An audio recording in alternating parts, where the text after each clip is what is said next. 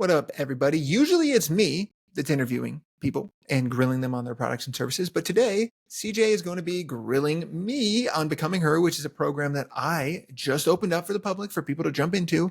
And so she's going to put me through the ringer that I usually put other people through. This should be a fun time. It was a spicy one at points, but I think we made it through. And at the end, you'll get to hear if we thought it was a good program or not. See you guys on the inside.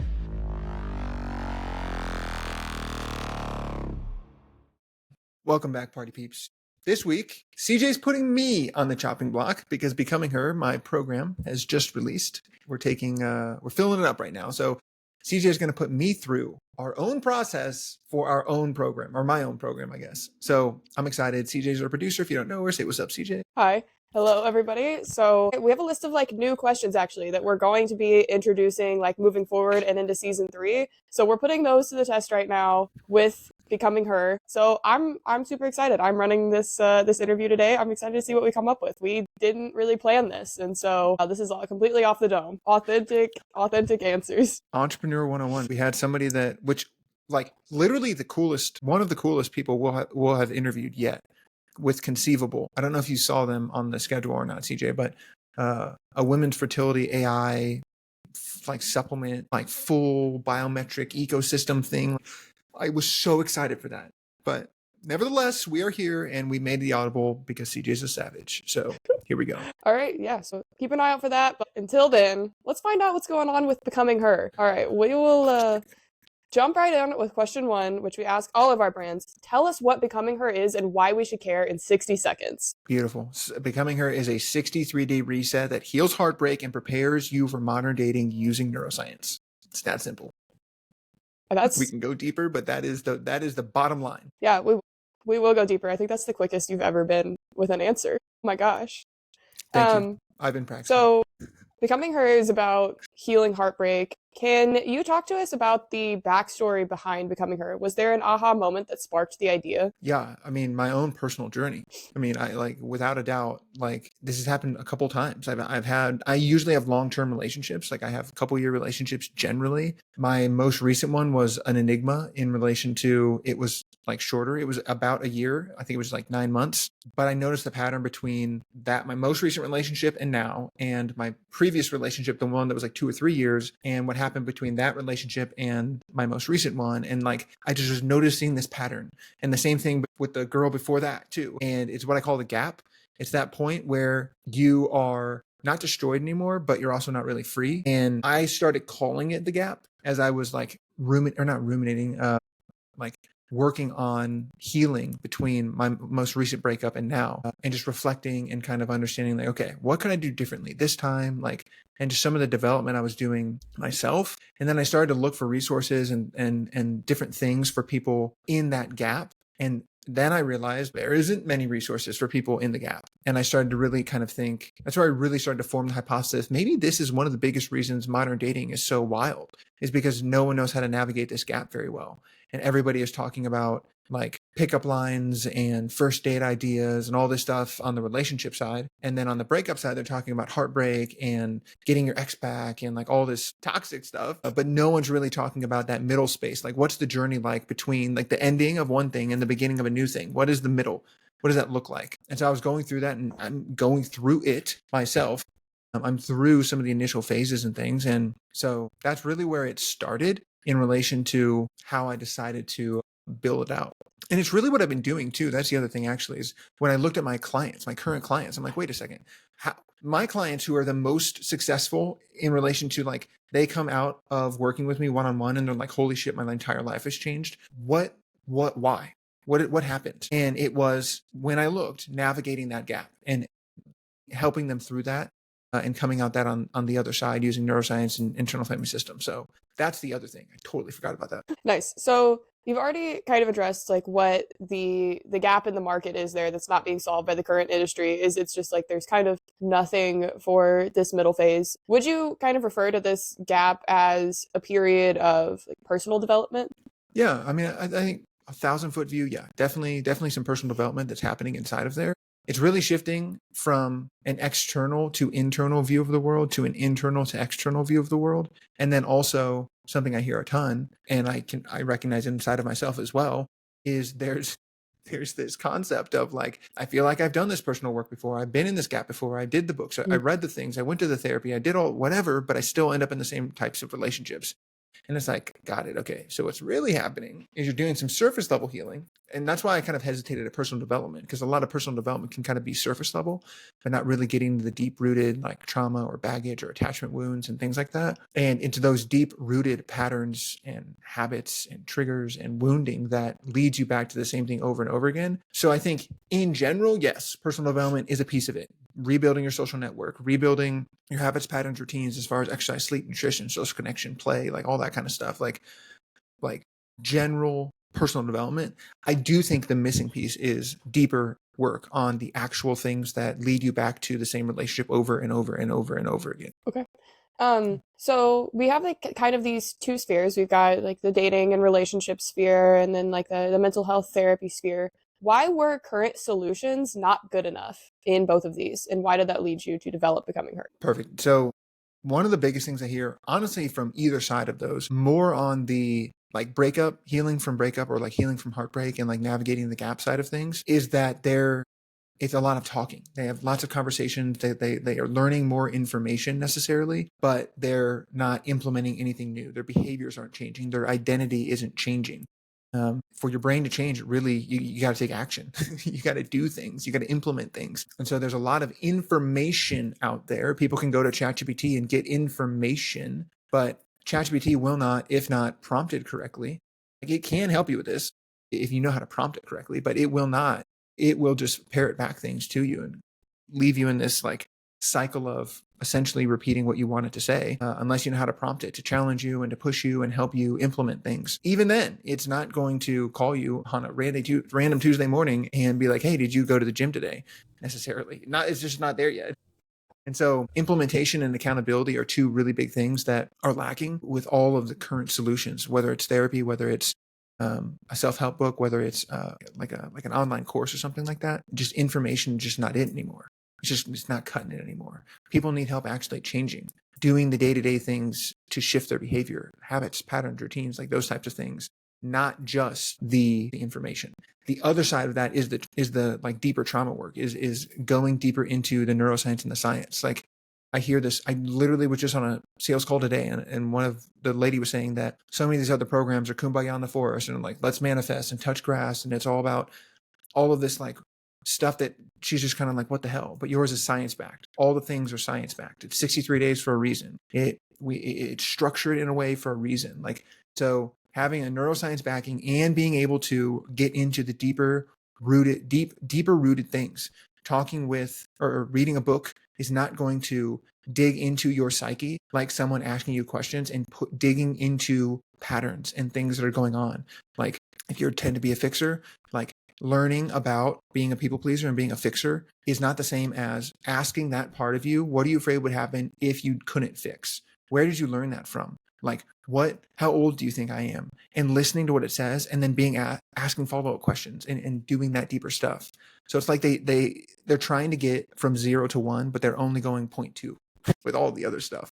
We take them all the way to 1. All right, great. And we will like get into more of that with like some deeper questions on what the full process is in just a second. But before we hit on that, who is your like ideal client profile? Who was falling through the cracks of these other markets that led you to create this program? Obviously, your personal experience inspired you. But who are the people that inspired you? The people who inspire me are like the ambitious, like the achiever types. Like, we oftentimes have extraordinarily powerful thinking parts, intellectualizing parts, rationalizing parts. And so we scare the shit out of therapists. We scare the shit out of coaches. We scare most of our friends, honestly, because of our ability to get deep and talk about really deep things, because we have okay self-awareness, probably honestly better self-awareness than most people, but less emotional availability, which that's a whole different thing. Those types of people I'm really, really intrigued with, and I love working with, because they have a tendency towards action. So that's super powerful and super helpful. However, they're taking action towards the wrong thing sometimes, or in the wrong direction. And so just putting them back on track that's a really simple but not easy fix, but it is a simple fix. And then the other half is that the other half of them is the thinking and the rationalizing and the having to explain things and understand things and figure things out to work. That can be like overwhelming again to a lot of the people who haven't worked with those parts. And if you try to get into a debate with them, like one of my clients is literally a lawyer. No way that I'm going to out debate her, but I can understand the part of her that wants to debate me and release the tension and help listen, understand, validate that part of her. And I'm not getting an argument with it.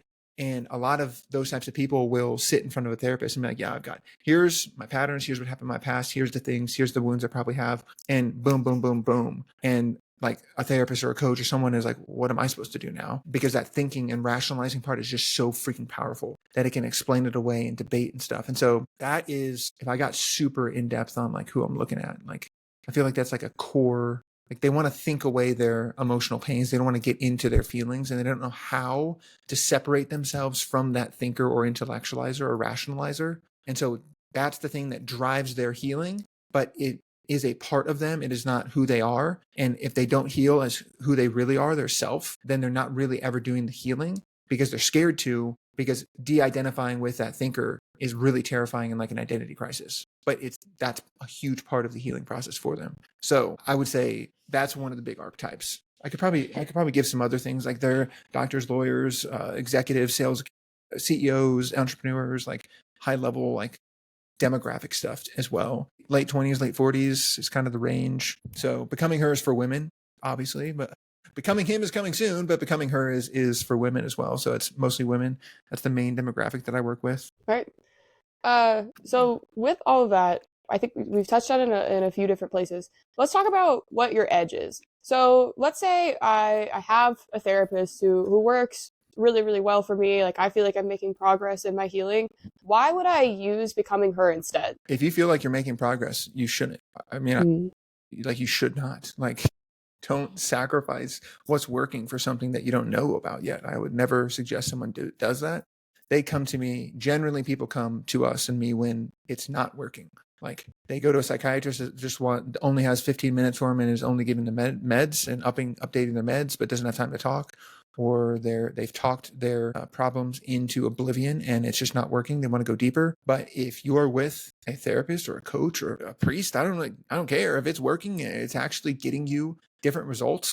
Like it is getting you different results. You should not do becoming her. It's not for you. So that's what I would say. If it's working, do it. Keep doing it. I think that's great. I think that's something that we don't hear a whole lot, is a disqualifier on you shouldn't do that. Don't mess with your journey. That's awesome. 100%. That's like a I super tell people unique that on sales calls too. perspective I'm to like, hear. dude, this might not be for you. Like, I don't think this would be good for you. I say that to people all the time.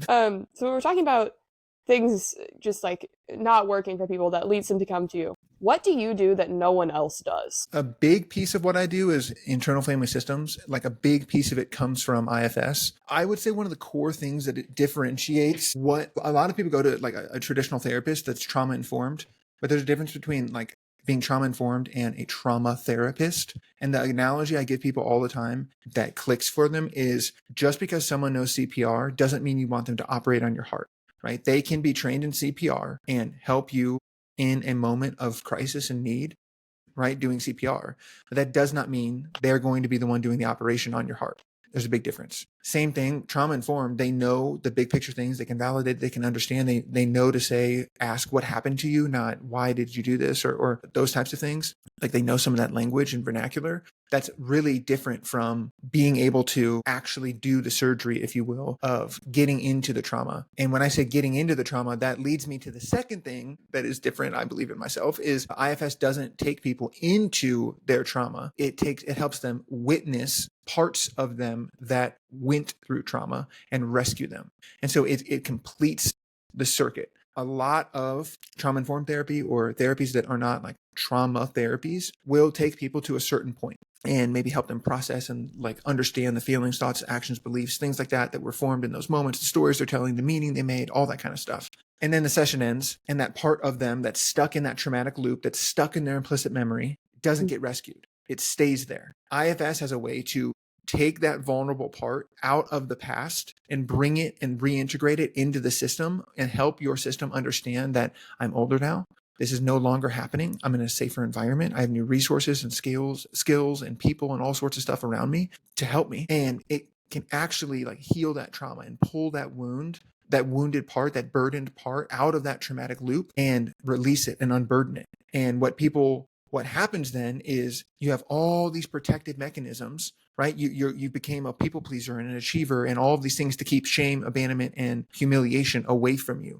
Okay. But once you remove that shame, abandonment, humiliation wound, now the people pleaser is like, oh, I'm not worried about that escaping anymore. And so now your people pleasing starts to dissipate and your people pleasing part can do different things. Same thing with your achiever, same thing with your empath, whatever it is, your inner critic. So IFS, it is a complete process. It doesn't just take you, oh yeah, notice. And if you look on your left, there is your abandonment wound. Oh, and then on your right is your humiliation wound. Like, aren't those cute? Like, let's look at them and like, let's poke at them and like prod them and like re-trigger you and re-traumatize you and then say, good day, sir, and exit. No. That is not what IFS is about. That's not what I do either. Like we go there, witness that, and pull those things out, and it's complete. Like it is complete.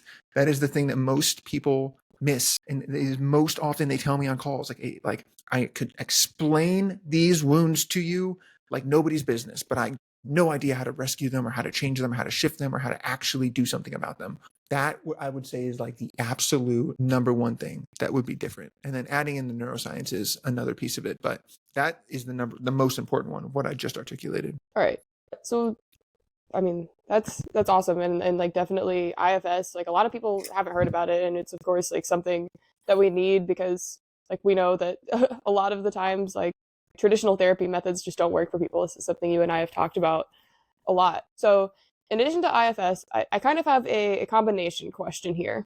So I'm going to ask, what is your unique advantage? And you can answer this for yourself and client results that you have gotten individually, and then also answer for the Becoming Her program. Got it. What's the unique, say it again? Unique advantage. So what's the data, science, results, which I know that you've done more work as like an individual IFS coach. So please answer there. But then also, what is the advantage of Becoming Her in regards to these things? Yeah, I think the advantage with me is the blending of IFS, like psychotherapy and like therapy or like psychology and neuroscience. My degree, my actual degree is in cognitive neuroscience. So understanding like neurobiology and like understanding how trauma affects the mind, the brain, the body, blending those two things in overall, I think is so powerful and absolutely an advantage. In the container of Becoming Her, I think a big advantage is that you're not doing it alone. It's built as a group program. So you are healing with other women as well at the same time, and you're doing it together, and you're building a healthy community and some healthy attachments with other people who are working through similar things. So you're not alone. You have some accountability, people that can help you continue the work after the end of the program as well, so that you have that like crew, like a team that you're doing those types of things with. I think that's one of the big advantages, and the fact that it's taking action. The number one thing I tell people, and another thing that I disqualify people from the program, is if they just want another course, if they just want more information, if they want to binge this like Netflix, this ain't it. Like every single one of our sessions we're taking action. It's a workshop. It's not me sitting there on a PowerPoint saying, look at this and understand this and giving them information. It's like a couple minutes of like, here's the concept and the topic. Now we're going to practice this and we're going to do this. You're going to learn how to regulate an emotion in 90 seconds. You're going to learn how to unblend from your parts. You're going to learn how to rescue those young parts of you that are overactive in protecting you, that show up in dating. Like you're going to learn like how you're going to attack dating if you're ready for it, and do it, not just talk about it. So I think that would be a couple of the main advantages. Yeah, I especially like doing it as a group, and then also this action taking piece. I think that's like huge, especially because that's not something that you get in traditional therapy at all. And I think it definitely makes accountability a lot easier, and you feel like you're not alone and having to work on all of this by yourself. you can talk Well, to people the about other it. thing too is that, like, it is a group, and I am also there. Like, these are with me Mhm. live. Like, Right. you have access to me one on one. Like the DMs. Like, I have a Becoming Her AI companion I built that's based on me and my training and how I talk to people. That is there 24/7. Is like a little companion for the program as well. So I forgot about that, but I am there. It is not some random person on my team. Right. It is me doing this. Speaking of your team, I have a major advantage being someone on your team, giving you this interview right now. What I want to ask is there are other, companies or people that are probably trying to solve this problem. You have only actually been in the space of like dating and relationships in this gap for about 90 days. Last time I looked at it. So, why develop this program yourself and go through the work of rebuilding your social media following and all of the work of developing your own program that comes along with that instead of trying to create a partnership with someone else? Yeah, I've thought about this for a long time. And I tried that. I tried partnering with other things. I tried working with other brands. I tried that. It just wasn't, it was always a watered down version of my own thing. Social media wise, CJ is literally my brand director. So she has been on this journey with me more closely than anyone. The number of times I'm like, CJ, can you meet early for our content shoot so we can just whiteboard some stuff? And I just changed the direction of what I was doing content wise was just so often. But when CJ initially came on, I was pretty heavily in the relationship space still. And I was just working after like more overtly like domestic violence, toxic relationships, narcissistic abuse, like harder core traumatic relationships than just like post breakup in general. And there was some magic in there. You were lit up by that. I was lit up by doing that work. And that was 3 or 4 years ago. Oh my God, it's almost 5 years actually that we've been doing some of that stuff. And so some of the deepest stuff and some of the initial things I ever started posting on social media about was relationship type stuff. It's what people were interested in. It was problems that we were solving. I love when you talk about how passionate you were about like helping with community or content management, community management, and replying to people and helping people in our DMs and stuff. That lights me up, and that lights me up too. I love doing that as well and helping people. And so it's really the it's almost like a remembering what got us here, I don't see it as a rebrand almost, even though it overtly, when you look at my content, absolutely is. The last year, before these last 90 days, the last year has just been, we tried all sorts of stuff. We tried anxiety, we tried anxious achievers, we tried we just did we tried so many things. We tried just neuroscience tools, but I just think there's something about relationships and connection that hits with people and that I'm really good at. I can walk into any room and connect with anyone. And I'm really good at knowing people and learning about people and asking questions about people. I noticed that I've been doing relationship coaching. I've been in the space of helping people with their relationships for like 5-6 years. And so throughout the entire time, my content was all over the place. What I was doing with my clients didn't change. So I can't even imagine what they are probably thinking. Like, what the hell is going on? Like, this dude is all over the place, but they know what I was helping them with, which is healing after heartbreak, working through dating and relationships, and like working on their own baggage and their trauma and their patterns and stuff. And so I would say it's really coming back to what we're really passionate, what I'm passionate about, what we're really passionate about. And along that journey, I tried multiple times to work with other brands, and it just doesn't, I don't have control over it. I don't get to add in my magic. They say something a little bit differently than I would. They have a different angle than I would take. And it's my own bias probably, but people come to me, and when they need help, they get the help they need. They're way better off than when I found them, and it works. And when they go to other people and try other things, it doesn't work. And I know my sample size is small for that, but just anecdotally, I'm just like, all right, fine. I'm going to bet on myself then. I'm going to bet on my own stuff. And just go do the damn thing myself and build it out myself and have complete control over it so that I can develop and learn and help people in my own way. I think that's what I would say to that. Nice. I think that was great. And what a beautiful sentiment. I guess I haven't really thought about it on we sort of did just come full circle. We're doing the same thing. It's just sort of in a different direction. Instead of just helping you heal from heartbreak, now it's the action taking of getting back into it. So yeah, that is awesome. And We're just back, feels baby. Yeah, it feels super actionable, and that's really, really rewarding when it's people will DM you and say, you actually changed my life in this way. There's nothing better than that. Dude, that is another thing that I feel like I hear all the time is the actionability piece that I am very happy to hear. I love that.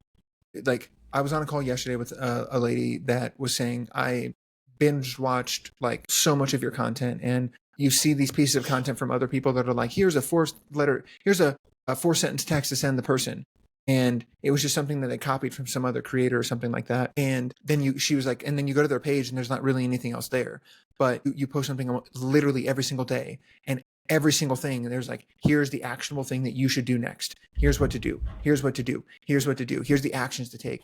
That I am very happy. And I've heard that so many times on sales calls and with calls with people and like into my DMs. And I'm just so proud of that. I love that. I think that's awesome. With that, so obviously you like got your start on social media where marketing becoming heard through social media, like that's kind of how we're getting this message out to people.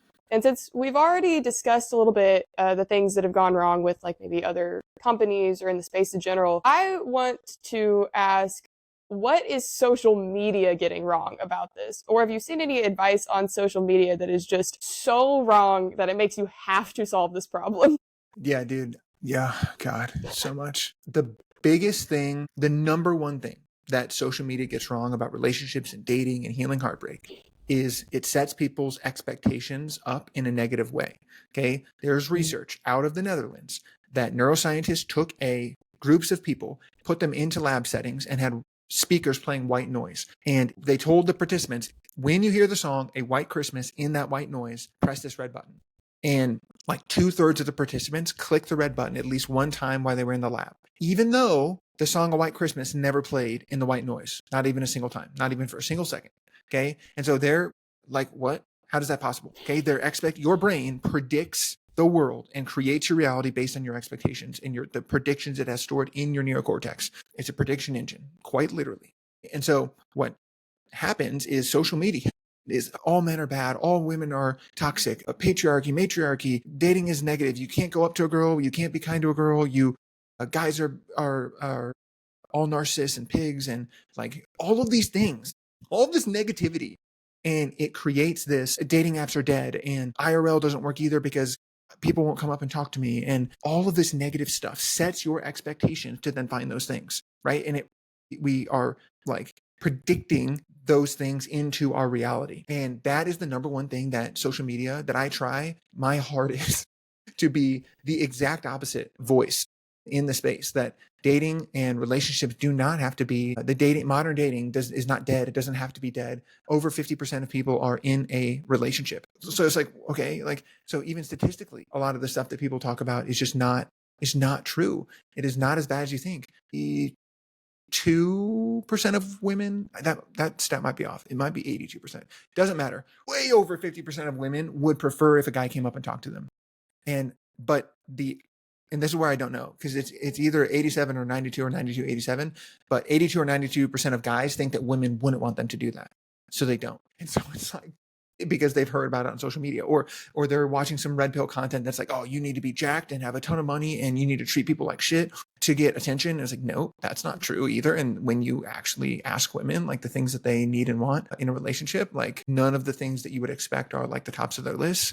It's just all of this bullshit, unfiltered negativity that makes everyone think that modern dating sucks. So then they go out into the world, into modern dating with the expectation that it's going to suck, that it's going to be negative. And surprise, surprise, they find a white Christmas in white noise because their brain was primed to do so. That is the biggest fucking thing that drives me crazy with social media today. Yeah, I think that makes a lot of sense. And that's really, really interesting just because I know, because I'm in a lot of the content as well, that a lot of your content specifically focuses on the self. It's not really about other people at all. How do you think that contributes? Yeah, that is another big thing, because people another like issue I would say with social media or modern dating in general is that people want to find partners but not become partners themselves. And that is, in my opinion, not as empowering. So yeah, it does focus on the self. It does focus on what you can control and the power and self-agency that you have and you can create inside of yourself. Because when you become the partner you want to find, you naturally find them. They're naturally attracted to you, and you naturally are in the places and around the people that will put you near high quality potential partners, because you're leveling yourself up. And so I am huge on personal agency and power and giving people their control back. I'm in the trauma space. Like, holy shit. the number of people that come to me with zero agency and then leave with so much more agency because they were made to be powerless in a moment, which sucks. Like I've heard some wild things, like where people's agency is just totally stripped from them. And I would never want to be the person that is telling them that they can't get that back ever. And so that I'm very much a maximalist on healing the baggage that prevents you from believing you can have agency and then helping you create that more agency in the future. Yeah, awesome. We're getting like we had to, sidetrack into social media a little bit just because that's what we do together, and I think it's really, really interesting and good to hear about as it relates to becoming her. I want to bring it back just a little bit to you and how you relate to becoming her. What I want to ask you is, for people that don't know you as well, maybe haven't followed your content or this podcast for long, what is the number one thing you would want customers to know about you as a founder? The number one thing I'd want them to know for me as a founder is that I have been in their shoes. I mean, that's the number one thing. Like I've been in the abusive relationship. I've been cheated on. I've been left discarded, like without even like just randomly. Like I've been through these things myself. Like I know the feelings. I know the sleepless nights. I know the randomly, it's 7 months out, but all of a sudden you're sad as if it just happened yesterday feeling. Like I know the jumping on with your therapist and just saying, is this ever going to stop? Will I ever get over this? Like I know the questions they're asking. I know these things because I've experienced them. I've worked through them. I'm working through them currently. And like, that would be the number one thing. I have been in your shoes and I get it. I really, really, really get you. I think that's a really positive note to kind of end all of the lead up to the discussion on becoming her, because now, as you are very familiar with, we will get into like the meat and potatoes and mission of the Decision Lab podcast, which is our lab questioning. So question one that comes with that is, what research supports your service? Obviously, it's a little bit different because it's, like you're coaching and it's a new program. We haven't tested this yet, but what research is it built on? Yeah, so there's that's a great distinction, actually. And I would love to hold myself to that same standard, actually, because as far as the program, have I taken people through this program and done a randomized control trial with a control group who is going through my program and a group who is not going through my program and seeing the results of those people? Absolutely not. I have not done that. This is the first time I'm launching like this specific version of this program. So I have not done that yet. Do I want to? Absolutely. I would love to do that eventually. Is this the time? No, it is not. So let me just put that out there first and foremost. That being said, the science that it is built upon is neuroscience and IFS. IFS, first and foremost, there's tons of clinical research. And clinical research meaning they took people with anxiety, depression, PTSD, eating disorders. They've done a ton of psychedelic research with complex PTSD and complex trauma, family therapy, like all of these different types of things. Put people who went through IFS and people who went through just mindfulness, and then people who went through nothing and no interventions and did the double-blind placebo control, all of that kind of stuff to work to validate IFS as a methodology, as a trauma therapy. And that research is on the IFS Institute. You can check that out. It's all over the place. Consensus is the one that I use. Consensus AI is where I find this research. So that's IFS in relation to treating and healing anxiety, depression, trauma, like all sorts of stuff. So, and that's the core methodology, the core like psychology, psychotherapy, trauma therapy that is at the center of becoming her. So there's that. The other piece, I get asked this all the time, is why is it 63 days? 63 days comes from Dr. Caroline Leaf. She's a legend. She's in the behavior change space. She's a neuroscientist and a practitioner, or like she's like a clinician. She like does the damn thing and does research. And 63 to 84 days she's the one who like started this, but then Harvard and MIT jumped in as well. And the extra research that they've done in relation to habit creation and destruction is where like the 84-day like caveat, or not caveat, but like additional research comes in about 90 days, 84 days when you look at Dr. Leaf's research. That's about how long it takes to pull apart one neural network, one behavior pattern, one identity, if you will, in your brain, in your nervous system, and then stitch together a new one. There's a specific process that she goes through called the Neurocycle on like how to do that and what you need to do to actually get to those outcomes.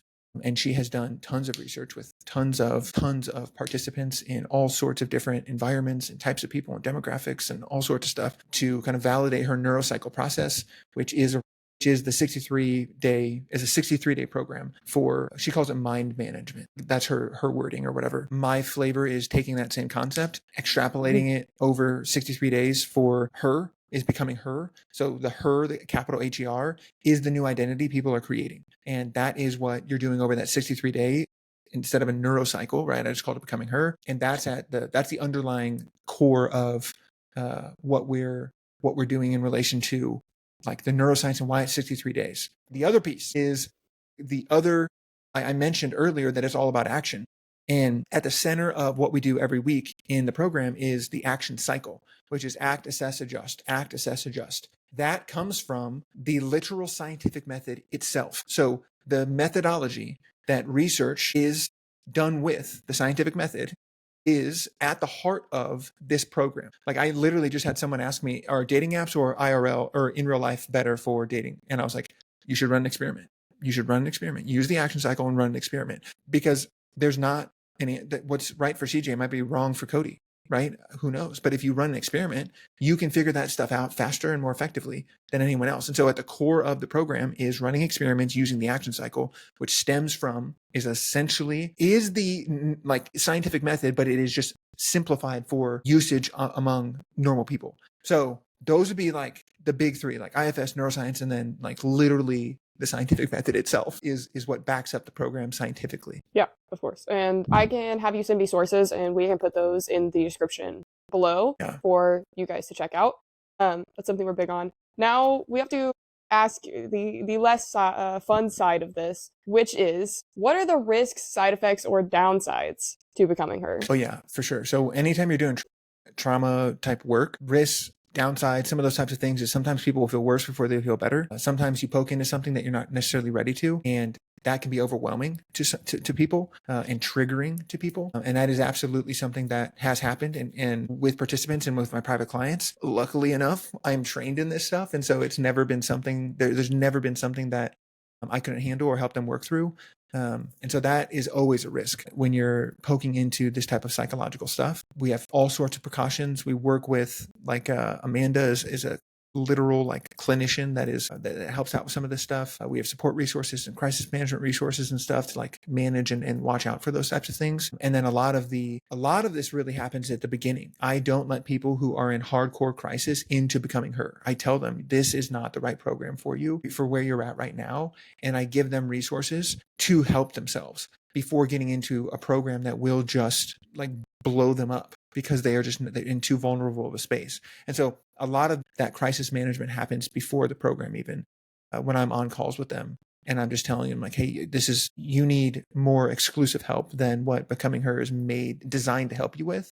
I can provide some of those services, but it would not be in a Becoming Her setting. That's one of the main risks. I would say that's probably the biggest risk. Otherwise, you're running experiments. So if it's not working, then you will quickly realize, oh, I need to make an adjustment, and we'll help you do that. So I would say that's probably the biggest risk. Some of your friends and family might not like you anymore. Generally, when someone levels up, people around them, they don't like that. So that could be a risk too, if you will. Yeah, I like hearing that. I always like hearing about kind of what like the risks and such are for people that we interview that are more service-based instead of product-based. Because like obviously if you're putting like a supplement in your body, like we don't know what the impact of that is going to be. It's interesting to come up with people that have like services or things outside of that have to say like, hey, here's what the downside is. And I think that is a testament to how well that is thought out, actually. Oh yeah. Oh no, it is something that I think about all the time. But it's worth the risk. The potential benefit of helping people is worth it. I mean, it's all right. So that was sort of our research section, but I'm going to ask a transition question here as we move into our marketing bit of this. So on your website, it's emphasized a lot that Becoming Her is not just to help like the emotional side of, moving on and getting through the gap, but also the neurological side. And so it will rewire pathways, calm your nervous system reactions, build new and lasting habits. Can you go into a little bit more detail on what that actually looks like, like neurochemically or in people's reactions? What does this really look like? Because it sounds great. Yeah. So in relation to like some of the rewiring, the easiest way to, I'm not going to brain scan you. So like, and honestly, in brain scans, when people say, "Oh, your brain has grown," like it's really synapses that come together, and there's this whole thing around that kind of stuff. The better way to think about it, or the easier way to think about it, and I'm a cognitive behavioral background, the cognitive behavioral neuroscience background, is looking at behavior, and so you can understand that there's wiring, because you kind of have to use deductive reasoning here. If your nervous system and your brain cells firing is what causes behavior, certain behaviors, if you start to exhibit new behaviors consistently, we could infer that there are new neural networks and new neurons firing to produce those behaviors. And if it's happening consistently, then they are wired more further into your neocortex and like not as close to your hippocampus, right? So that's some deductive reasoning, if you will. The behaviors that you can start to see and the feelings that you'll have. The easiest one is I was working with a client, Ashley, and it was post a divorce, and she used to get sad just all the time, and it would just take her out all freaking day. And she would just be sad and like laying in bed and couldn't do anything. And we started working with the part of her that was sad and helping her realize emotions move through your body in about 90 seconds if you don't re-trigger them. And so oftentimes what happens, whether it's anxiety or sadness or whatever, is people re-trigger these emotions. And so they stay stuck in those emotions for longer periods of time than they necessarily have to. And so the big aha for her, I remember her saying, she's like, "Dude, I didn't know that you didn't have to just be sad all day. You can acknowledge that part of you, understand that it will only be here for about 90 more seconds, and then move on with your day and validate that part and work with that part." That was really profound. And she had that amount of awareness around what was coming up for her. And then the skill and ability to shift her behavior in that way consistently over time. And she could do that with multiple emotions. That skill translated to all sorts of parts and emotions and pleasers and all of that stuff. And so that's like one of the big ones, is like that emotional awareness and then ability to have control over your emotions so that they don't just dysregulate the crap out of you consistently. And then being able to truly, and this is a hard one to quantify, but really truly accept yourself and love yourself and get to understand and feel worthy of love and feel unconditionally love yourself. That's another one, another big aha. I remember a session that I had with her around that concept, is just like worthiness and good enoughness. It's not really a word, but that was a big one. And then as she started towards the end of the program, moving into like dating again and like finding relationships, it was that action cycle. And instead of all or nothing thinking and like, "Oh, well, this didn't work and it never works," and like it was, "Oh, I ran an experiment. It didn't work. Here's some of the stuff that happened. I got attached too early. I didn't notice this red flag. Here's how I'm going to assess and adjust for next time." And then she went and acted again. And she was running experiments as opposed to getting completely derailed for weeks or months at a time when things didn't go a certain way. And then the final piece was calm, clarity, and just like confidence, going back out there and dating, because she was confident inside of herself and calm inside of herself. And then she was able to exude that externally and recognize and trust her own intuition more effectively because she understood what was going on inside. So she could understand the difference between a trauma response or a trigger, and her actual intuition and her knowing. And so those would be the landscape of some of the outcomes and like the shifts that kind of happen behaviorally, which again leads us to believe and would suggest that neurologically things are changing as well. New neural networks are forming and a new identity is being created. Yeah, something I would want to ask with that is, obviously, like I read Ashley's story, which is also on your website. What I would want to ask is, how does this interact with like intersectionality, for example? So if I am somebody that is, struggling with depression or PTSD from my previous relationship, how does that, tie into something that is making the claim that, within 63 days, no matter what my condition is, or maybe if I'm in this gap, I will come out of it on the other side being an action taker. That's a great specific example. This program is not to solve your depression or to cure your anxiety or to be the thing that heals your trauma explicitly in 63 days. We have 180 days of implementation that happens after the 63-day program to help you with some of the fine tuning and stuff and the continuous behavior change. But the goal of this program, and really the gap or the point A to point B that we're trying to like sell here, is what is the work that needs to be done in between, after heartbreak, but before dating again, and what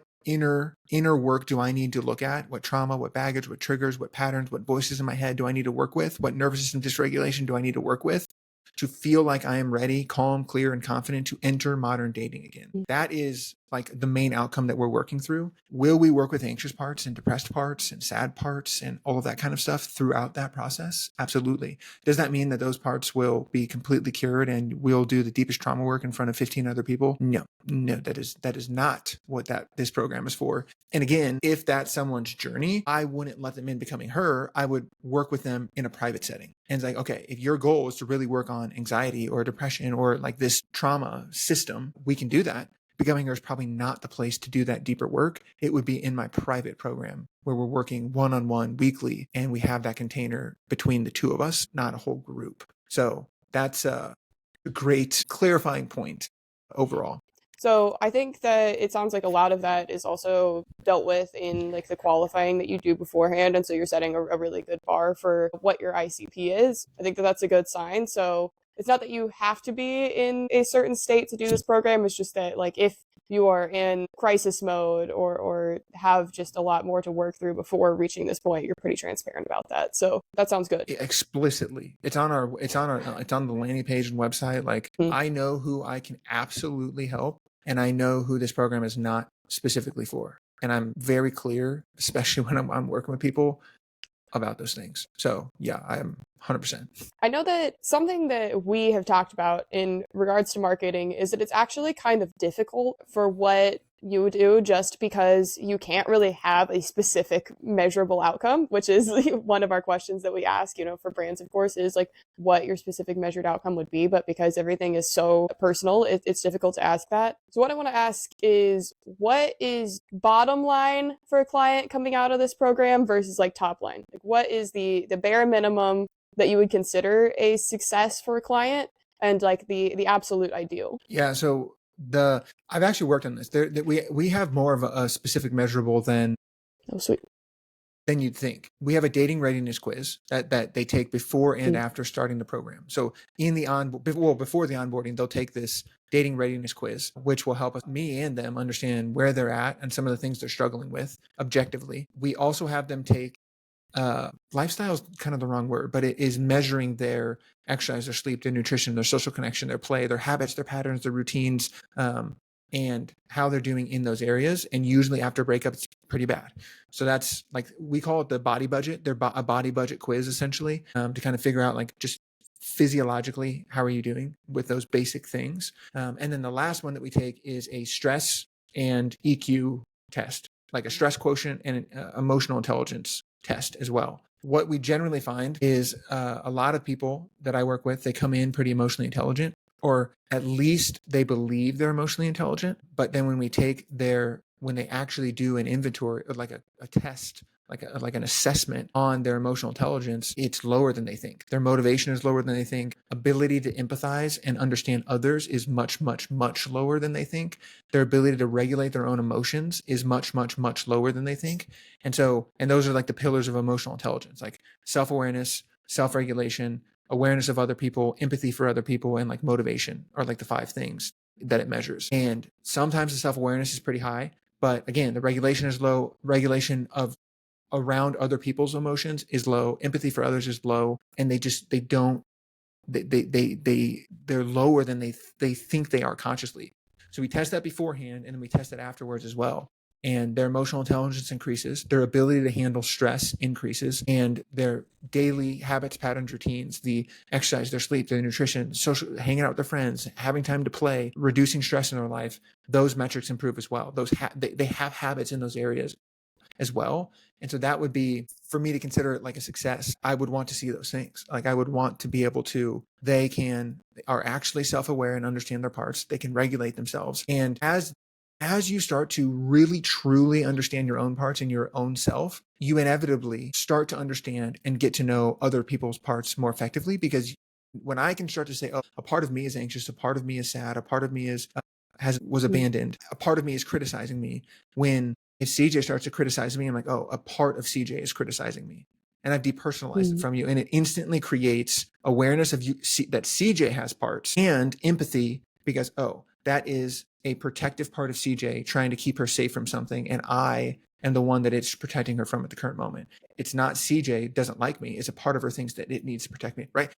I'm getting deeper than I need to here, but point being is that that ability increases your emotional intelligence, your real emotional intelligence. Not so many people think emotional intelligence is like, oh, I can name this feeling in my body or whatever, but it's so much more than that. And that's huge. And so those are some objective measurements that people can actually look at. When I work with people privately, we have biometric devices that they wear that like a Whoop or a Ring, Apple Watch, Fitbit, Garmin, whatever, that we can actually look at their data. And I've seen in my clients that their sleep improves, their recovery improves, their HRV gets better, gets higher, which is a signal of less stress and more calm in their nervous system. And so that's in the private side of becoming her, the private program side. And I wouldn't expect that necessarily in someone who's in the group, because we're not doing that. We're not going as in depth. In the private side, we can get a little bit more objective because I can actually use their actual biometric data to look at this stuff as well. So those would be some of the objective measurements. Yeah, I think that honestly knocked out almost all of the customer experience section in one question. But before we kind of move into what like the future is, I will wrap up the marketing section by asking, what is the biggest skepticism or criticism that you're hearing from potential clients? That's good. The biggest one, some of them think it's too short, or that they couldn't possibly do that in that amount of time. A lot of the questions I get, it's interesting. This is kind of like I want to answer this in a better way, but one of the things I hear a lot is like, well, does it work? Will it work? Can you guarantee it'll work? Can you promise me it'll work? Like, if I do this, are you for sure that this will work? And it's like, dude, if you put in the work and do the reps and do the things that I say, you can make it work. I can't make you make it work though. And that's the hardest thing that I run into is when people say that or ask that. It's like, well, the framing here is you want something outside of yourself to fix you. And the shift that I want humans to make in general is that you have the power to make whatever it is work. You can make it work. It's not about the program itself. It's about you making it work for you. And if they expect something outside of themselves, just like we talked about earlier, your expectations drive your results. They expect something outside of themselves to get them the results that they want. It's a really good program. And I 100% believe in it. I've gone through it myself. I've worked through it myself and it's helped me and it's worked. But if they're going to try and prove that it won't work for them, and that's the expectation that they bring into it, they shouldn't be surprised when it doesn't, is all I'll say. So that would be definitely one of the big criticisms. Some of the other criticism, this is somewhat on social media, is that I don't come from a traditional therapy background. Like, I don't have a master's in counseling or like traditional like therapy background. IFS is a trauma therapy, and they provide clinical training for people. So people who have a science background, a degree in neuroscience or psychology or biology even, can go into the IFS Institute. You have to pay to get this clinical training. It's like a 18-month type thing that you go through. You have training. They teach you the method. You have to practice it. You have to do all these hours and be observed and all this kind of stuff. And so I have that training, but that is not that's not training that a traditional therapist would go through, where I'm learning about Sigmund and Freud and Hadler and all of these, like all of the traditional stuff, and going through the how to run a caseload and like the hardcore ethics stuff and like all of these other things that a traditional therapist would have to go through. So that's some pushback that I get at times from people who haven't worked with me. Once they do a session with me, they're like, what the hell? Like, this is awesome. Like, so, but I get it. I understand the skepticism. I would have the same skepticism. I think those are the big things. Yeah, that's good. And for more on that point, check out our reaction episode that we did a couple weeks ago. Our Energy Bits reaction episode, where we actually do talk about the way that Cody's training works and how that relates to the skepticism. Just a little shameless promo there, because that was another episode with us in it. We killed it. Yes, so ma'am. Becoming Her launches in January. Yeah, January. Right into the new year. Yeah. So I mean, that's a big time for changing, which is awesome and totally intentional too. A lot of people are motivated to change into the new year. On that though, the actual question is that you're launching soon. What is your roadmap for the next 12 months or even further than that for Becoming Her? Obviously, the next couple months are going to be just getting into launch. What comes after? Yeah. Oh my God, this is beautiful. So Becoming Her is the January 8th will be the first kickoff essentially for the 2026. We want to run multiple more cohorts of Becoming Her. throughout the year. So we'll be filling that program up multiple times and opening up seats multiple times throughout the year inside Becoming Her. And the biggest thing is refining that and making that better every single time that we run it and improving it every single time that we go through it. So that's one piece. The other piece is like what comes after Becoming Her. I've got what comes before and after really are the two things that I've kind of got on my mind. She Rises is something I'm working on right now, which is like when you're closer to that, you just got broken up with, or you're going through a breakup and you're in the phase that is closer to just got broken up with. She Rises is a program that I'm working on to help people get ready for Becoming Her, because I've had so many people that are just so close to a breakup that Becoming Her isn't right for them. But I still want to support them. And there's so many things that you can do, supplements you can take and oxytocin you can replace and all sorts of cool stuff. So She Rises is like a program, a course, an ebook, all of that stuff will be coming out early 2026 for before someone's ready for Becoming Her. And then after Becoming Her, we'll have the modern dating operating system that we're working, that will be partially maybe like a continuation, like another 63-day program that we'll work on, and a companion, like a full companion that can help people, like an AI companion and an app that can really help people through all three of these phases: rising, She Rises, Becoming Her, and getting like the actual blocking and tackling of debriefing how a date went, interviewing like a companion that can debrief how a date went, or help you with understanding your green flags and kind of map out your partners and that kind of stuff. So going deeper and expanding upon before and after Becoming Her, or like, and adding more technology and machine learning and AI and that kind of stuff into that whole ecosystem is like, that's like the number one thing that I want to be able to do in the next year. Nice. Yeah, I think that like mostly answers the question, which is our typical next question, which is kind of like, how do you see this evolving using things like emerging technology and stuff? But I think something that'd be interesting to ask maybe instead is, as far as like a 10-year vision or way down the line, because this isn't necessarily an industry that exists yet, this kind of in between phase on the transition out of dating before you're kind of ready to get into dating. How do you think that industry will evolve? Do you think that it will become more explicit? And do you think you will be a figurehead of it? I hope it evolves. I hope more voices come into it. I hope that it becomes something that is more overtly talked about, because I really think it would shift modern dating and the landscape of relationships overall. So I am hopeful that it shifts. And if I'll be a figurehead or not, I'm going to keep creating content, and I will be a positive voice in this space, period. Like, I will not come off that. And if that lands me as a figurehead, hell yeah, I'm grateful and I'm blessed. If not, I'll keep doing it. Like, if I am anything, I am consistent. So if it means if being a figurehead means that I get to help more people, my purpose is to help 1 billion people create happiness and purpose in their life, hell yeah. I will continue to do that and continue to make content and continue to make tools to help people. So I think that's how it'll evolve. And I think it'll get more personalized as well. A big piece, like my ultimate vision, is to create a human AI operating system to unite humanity, shift human evolution, help everyone create happiness and purpose in their life. That's like the full enchilada, like my MTP, Mastering Transformative Purpose. And I really think that the technology that we'll have to personalize these tools to ourselves, I hope we'll be able to bridge the gap that we're in the gap of human connection, like a human connection gap, if you will. And I want to bridge that gap. And I think that technology took us away from each other, but I do believe, and I'm a huge believer in, technology can also bring us back to each other as well. And I want to be very much a part of that, helping people understand themselves, and then helping people get around and like talking with other people and connecting with other people and like interconnecting everyone again as we start to shift back towards one another. Even if it's messy, even if it's challenging, like, I just really, really think that technology can really help with that and help us understand each other better than we ever could have, and empathize with each other better than we ever could have.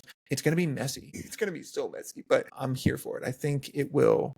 I think it's worth it. Yeah, I think that's a super positive note, and that there's a lot of directions for that to go. I mean, we will, keep an eye on it as you develop Becoming Her, and we just get more data and we're able to develop more and see how much we can actually help people with human connection. But yeah, that's awesome. I think with that, we'll wrap up. I don't think it's fair to have a traditional lab results section on this episode, because, I mean, come on. I don't think we could avoid bias on that one. I helped with Becoming Her like a whole lot, and I'm running like the whole advertising behind it right now. All of the Yeah. fancy marketing language, Let's go. Couldn't do it without CJ. That's me. If you want to I check mean- it out though, mindbrainbodylab.com, baby. And then just click on Becoming Her. I think it's /becoming-her if it's mindbrainbodylab, like /becoming-her. Or just go to mindbrainbodylab and it's right there on the front page too, Becoming Hers. I think Check it out. It's all over my social media. It's everywhere. Anywhere you go, you will find Becoming Her stuff. I think it would be cool, and let us know what you think down in the comments, but maybe like after a couple of cohorts of Becoming Her, we'll like revisit this maybe with like a third party team and have them revisit. Yeah. I think that would be super awesome because it's something we've brought up for other brands in the past. But for the sake of we needed to come up with something to do today, here's what Becoming Her is. So if you're interested, well, I will plug everything in the description, put sources in the description, and we'll keep you updated moving forward. If you know someone that would benefit from this program, please send this episode to them or send them the landing page, whatever. But please send this to them and tell them to let me know that you sent them. If they hop on a call with us, I would love to chat with them. Yeah, whenever you're hopping on a call for Becoming Her, you are hopping on a call with Cody. I think that that's a super important thing to mention here is it's like you're not hopping on with one of the other team members to like disqualify you or talk you through something or like someone that's not an expert. You're hopping on with him every time. Yeah, 100%. So that's such a great freaking point. Your words it is will go me. far. People are so surprised when I hop on. They're like, wait, I'm talking with you. I was like, yeah, you're talking to me. What's up? What's good? Like, how you doing? And I always like leave people better than I found them. So even if you're not a good fit for the program, like I'll leave you better than I found you. I promise. Brand director me wants to say stuff like that in the interview, but the scientific integrity, I can't. So I get it. It's okay. I understand. I appreciate it. All right. Well, that's it for TDL. Please stay tuned for our upcoming episodes. Like we mentioned, we've got a really, really interesting one coming up. It's kind of back in the fertility space or like new mom space. Bet. I think and if you like this, if you guys have any people that you want us to interview or talk to, let us know. Comment, DM, whatever. Let us know about it so that we can get them on the pod and grill them, have a conversation with them. Yeah, perfect. All right. Have a good day, everybody. And question everything, especially your own beliefs. Peace.